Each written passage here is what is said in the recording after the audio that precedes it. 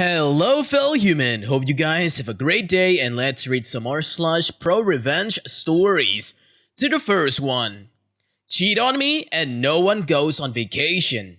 My ex and I used to go to a Cancun resort every year with a bunch of our mutual friends. I found out my ex was cheating on me when I accidentally got a flight confirmation email that he booked tickets for himself and the other girl. It was rough. Tried to have a civil breakup, but he refused to pay me for the Cancun vacation that I had already prepaid. I tried to get my money back, but he refused. After our breakup, it took me several weeks to find a new place to live and move my things out of his house. On the last trip to the house, I asked him one last time for the money and he again refused. So I accidentally packed his current passport in my last box of things and left my expired passport in its place. Since he has already booked the tickets, he apparently didn't check the passport until he was at the airport and was denied the international flight because he didn't have a current passport. I never did get my money, but I did get immense satisfaction that he didn't get to go on vacation.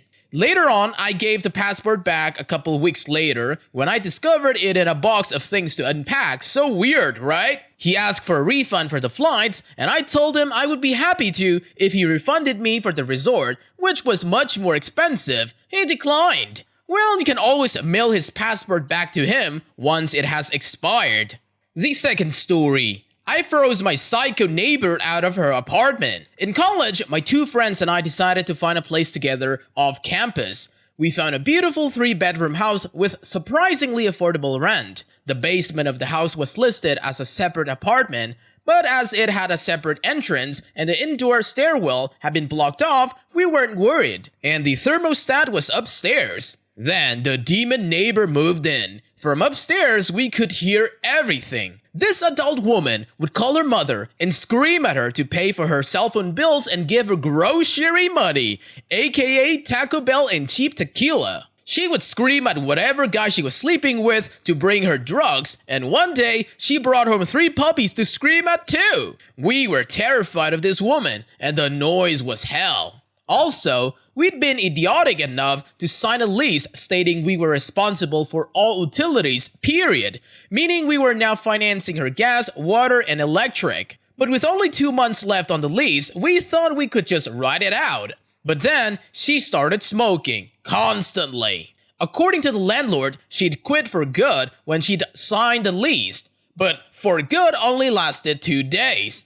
Since it was winter, the heat was running nearly 24/7 and the smoke was wafting up from the vents. Our apartments and our belongings began to reek with smoke. We contacted the landlord because we'd signed for a bloody non-smoking apartment. He told us we lived in a state where you could technically call an apartment non-smoking even if it shared ventilation with a smoking apartment. Well, screw you, leasing laws! At this point, my 2 roommates were heading out for a 2-week vacation. They were online students while I was residential, leaving me alone in the apartment with a demon smoker in the basement. I couldn't sleep or eat because my idiotic stomach decided to react to all the secondhand smoke by aching and cramping constantly.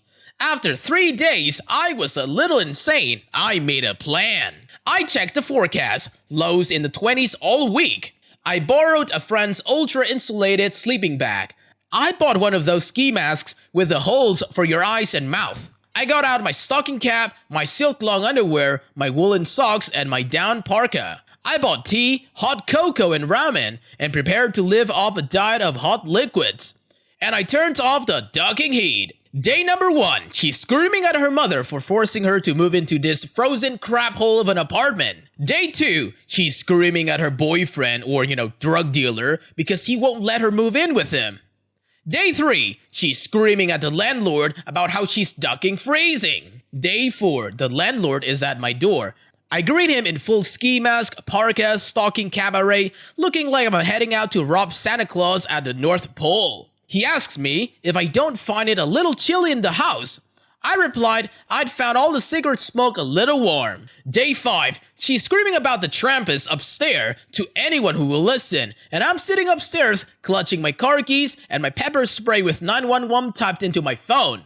She finally decides that she's ducking leaving and moving in with Greg, even though he just got out for stabbing Travis, and he lives in that ducking creepy house in the woods with all those a-hole biting dogs. Day 6, she is gone. I silently bless Greg.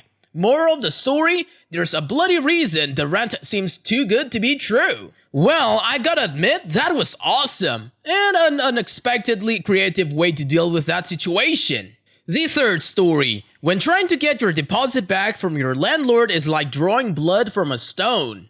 Back in 2018, I had a temporary internship in California at insert large tech company, so I took a recommendation from a friend about a room for rent.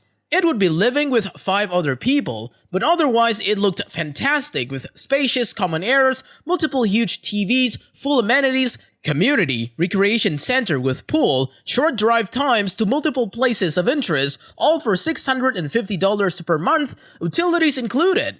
I contacted the landlord, whom I will refer to as Crappy Landlord. He seemed fine on the phone, so I sent him my security deposit to move in a month later. When it came time to move in, I discovered a few caveats that came with this low rent price. The common areas were all dusty, none of the 3 large TVs worked properly. If we wanted access to the recreation center and the pool, we'd need to pay $80 per month membership fee, and all the short drives time estimates were exaggerated unless you were speeding at twice the speed limit. Whatever, it's not the end of the world, especially at the relatively low price. I will survive. Crappy Landlord only checked the community mailbox once a week when he was in town and refused to trust anybody with the mailbox key. As it starts to roll into the summer in June, Crappy Landlord decided that AC cost too much and we were using too much, so he removed the thermostat from the wall. Okay.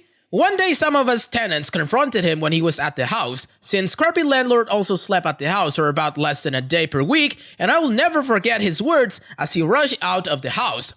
Well, it's legal for me to do it, and I don't care since I don't have to live here.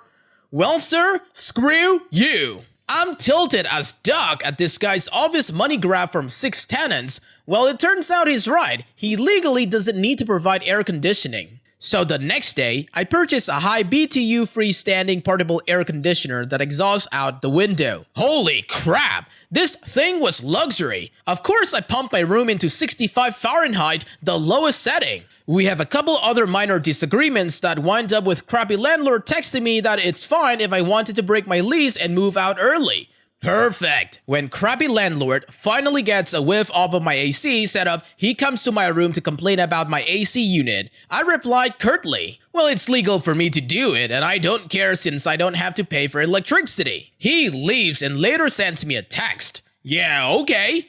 Unbeknownst to Crappy Landlord, I'm taking his move-out offer seriously, and this whole time, I've been rallying the troops. All the tenants have been upset about everyone's living situation. So with some minor encouragement, I managed to convince that 2 of the other 6 tenants to move out at the same time as me. They were on a month-to-month arrangement. I finally submit all of our notices of intent to vacate at the same time. Barely a week after my previous conversation with Crappy Landlord, he is pissed. He was just trying to get me out of the house, but now he has 3 rooms to fill instead of just 1. I asked about my legally mandated pre-move-out inspection. In no uncertain terms, he told me to go screw myself. He said he's too busy to perform an inspection. Well, that's illegal, but okay. This comes to move out. I found another room for rent much closer to the office for only $100 per month more. We all move out, and I text Crappy Landlord about my security deposit. No response. I text again. No response. Okay, I see where this is going. I spent days and days reading the law, compiling evidence/screenshots, and listing the laws that were broken. The smoking gun was pre-statute that requires a pre-move-out inspection and a list of things to fix. And itemized list of deductions within 21 days or else Crappy Landlord loses the right to withhold any of my deposit. In addition, he would be subject to treble damages if he's found to be acting in bad faith. I text again and again. I give him plenty of leniency, and I even cite the laws so I can prove in the court that I'm acting in good faith, and Crappy Landlord intentionally ignored the laws that I made him aware about. Crappy Landlord probably thinks I'm a young pushover college student who won't follow through with legal threats.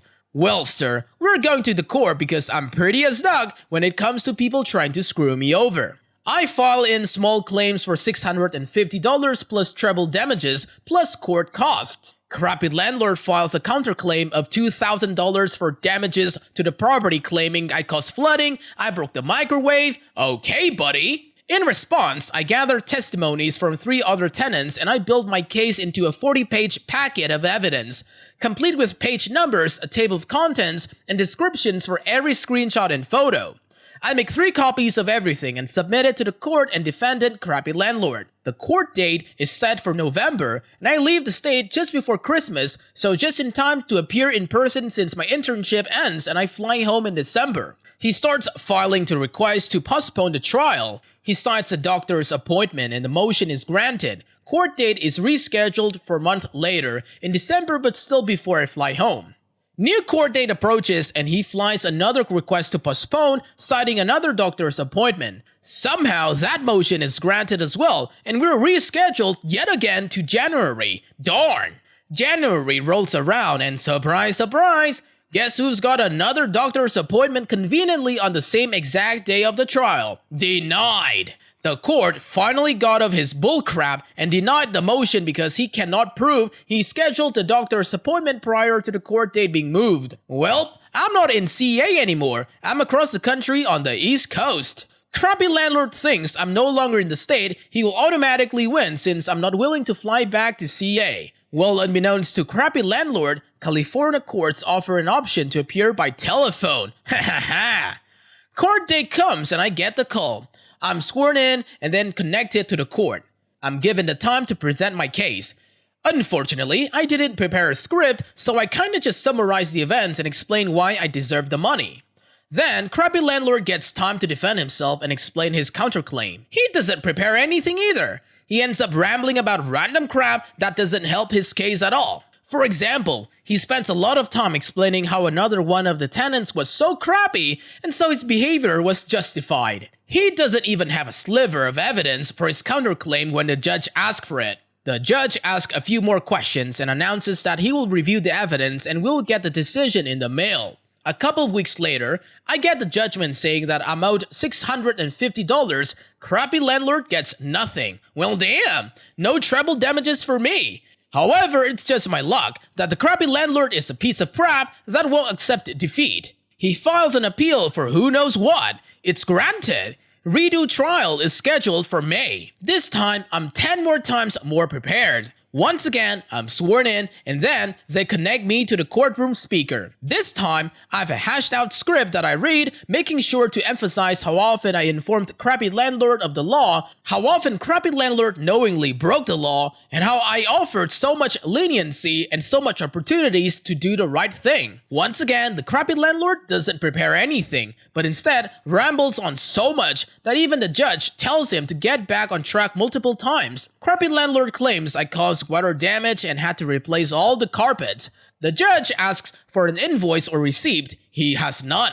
Crappy Landlord claims I broke the microwave, so the judge reads him the 3 witness statements that all state that I didn't break the microwave. Crappy Lord says that they're all lying.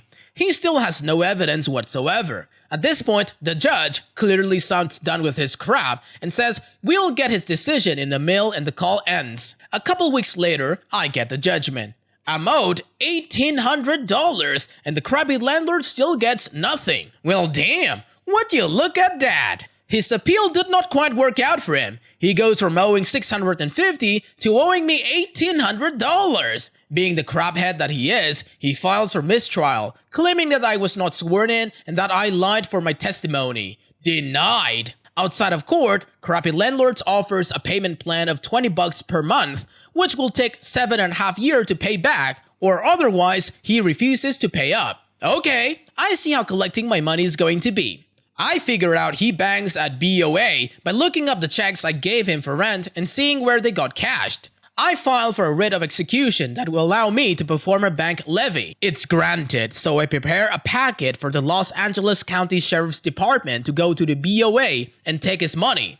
LACSD serves him with papers and orders BOA to freeze his account. After his allotted time, 30 days to contest the seizure, LACSD seizes his money, plus 10% of APY interest plus share fees.